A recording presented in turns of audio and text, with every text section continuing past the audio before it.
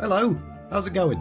Apologies for the break last week. I was as sick as a dog, but I'm back now. In today's video, I'm covering Fall of Gnomeregan, The Lost King, and Champions Arise from Chronicle Volume 3. So let's go!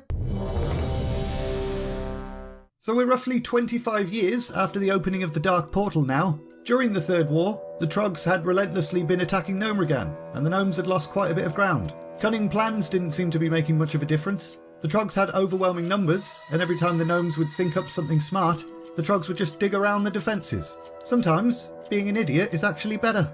Eventually, the Troggs breached the Gnomes' engineering quarters, which basically meant the little buggers were now cut off from their best inventions. But it also meant that unstable materials and machines were now in the hands of, well, special folk. So it was pretty much a given that the entire city was probably going to explode or something.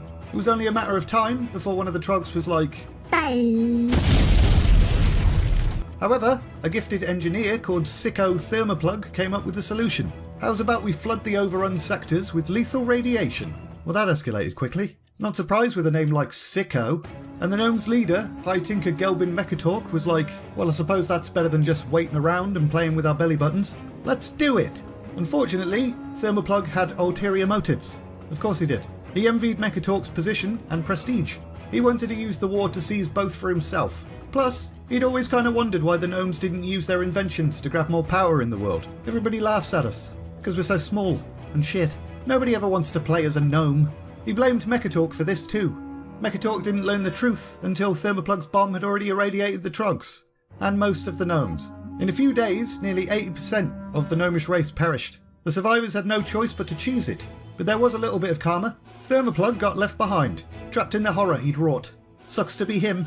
The dwarves of Ironforge took in the refugees, and the Gnomes carved out a little home for themselves in the mountain. They called it Tinkertown. However, their future was uncertain. Some Gnomes argued they should get their shit together and reclaim Gnomeregan as soon as possible. Although he did plan to return to the capital eventually, Gelbin's priority was still to the Alliance. The Third War had decimated the faction, so Mechatalk ordered his peeps to come up with new technologies that would bolster the Alliance. This wasn't completely selfless of him though. As far as he was concerned, without the Alliance, the Gnomes would never have the support they needed to restore their home. Meanwhile, the Third War had shifted the balance of power within the human kingdoms. Lordaeron was in ruins, Gnomes and Kul Tiras had isolated themselves like jerks, so STORMWIND arose as the new bastion of leadership and military might. This gave them immense influence on the world stage, but it also made them a target. Onyxia and the Black Dragonflight was still intent on destroying Alliance power in the Eastern Kingdoms. Onyxia was still donning her Lady Katrana Presta disguise, and she'd enlisted the help of the Defias Brotherhood. An opportunity presented itself when the Defias learned that King Varian Rin would be sailing to Theramore on a diplomatic mission. They ambushed the ship, killed everyone on board apart from the king, and then took him to a remote island where Onyxia was waiting. She wove a dark ritual to split Varian's spirit, so now there were two Varians.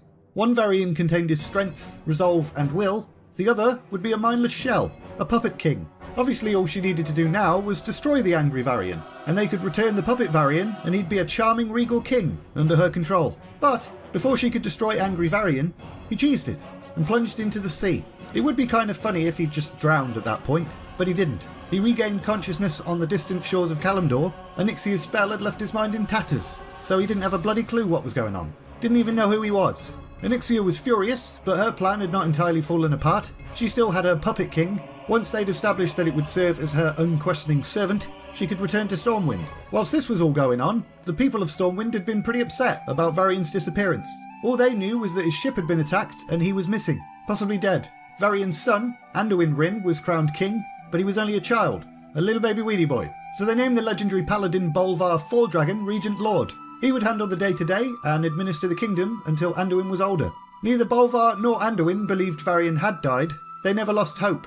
They would see him again. And finally, the troubles in the world were multiplying quite rapidly. The peace between the Horde and the Alliance was pretty tenuous. The two factions were fighting in strategic locations like Ultrak Valley, Warsong Gulch, and Arathi Basin, and it seemed like another war was inevitable. Other annoying problems were happening too. The Tauren was stuck dealing with Quillboars, humans in Elwyn Forest were being attacked by kobold thieves and diseased wildlife, Centaur warbands were plotting to take the outlying Orcish lands. On every continent, in every nation, chaos was spreading. What nobody knew was, this explosion of disorder was actually the work of the old gods. They were slowly fanning the world's conflict in an effort to weaken everyone, because they're bastards.